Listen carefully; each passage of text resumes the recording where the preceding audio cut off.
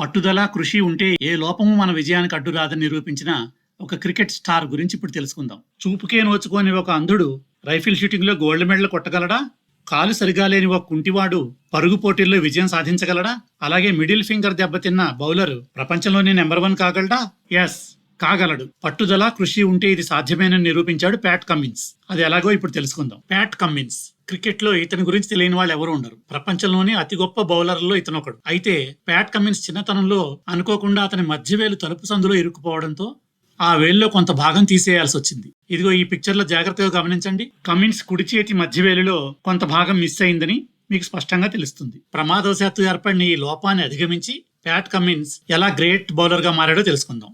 నిజానికి Pat Cummins తన 18వ ఏటనే test క్రికెట్లో అడుగుపెట్టాడు. 2011లో ఆస్ట్రేలియాకు, సౌత్ ఆఫ్రికాకు వాండరర్స్ లో జరిగిన టెస్ట్ మ్యాచ్లో ప్యాట్ కమిన్స్ 7 వికెట్లు తీసి ఆస్ట్రేలియా జట్టుకి 2 వికెట్స్ తేడాతో విజయాన్ని అందించాడు.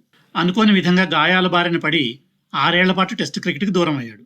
అయితే నిరాశతో కృంగిపోకుండా ఈ 6 ఏళ్ల కాలంలో ఎంతో శ్రమించి ట్రైనింగ్ తీసుకుని తన శరీరాన్ని, మనస్సును కూడా ఉక్కులా గట్టిగా తయారు చేసుకున్నాడు. మళ్ళీ 2017లో ఆస్ట్రేలియా టీం ఇండియా టూర్ చేసినప్పుడు ప్యాట్ కమిన్స్కి అవకాశం వచ్చింది. ఫాస్ట్ బౌలింగ్లో తన అత్యుత్తమమైన ప్రదర్శనకు గాను 2018-19 సంవత్సరానికి ప్రెస్టీజియస్ మెడల్ అయిన అలన్ బోర్డర్ మెడల్ని సాధించాడు. ప్రపంచంలోని నెంబర్ 1 బౌలర్గా ర్యాంకింగ్ పొందాడు.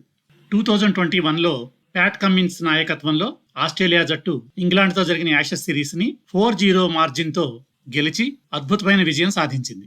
ఆ విధంగా ప్యాట్ కమిన్స్ తనను తాను ఒక సక్సెస్ఫుల్ కెప్టెన్గా కూడా ప్రూవ్ చేసుకున్నాడు. చివరిగా ఇంకొక ముఖ్యమైన విషయం ఏమిటంటే 2023లో ఇండియాని ఫైనల్స్లో ఓడించి వరల్డ్ కప్ గెలుచుకున్న ఆస్ట్రేలియన్ క్రికెట్ టీంకి కెప్టెన్ కూడా ప్యాట్ కమిన్సే. Well done Pat Cummins, congratulations.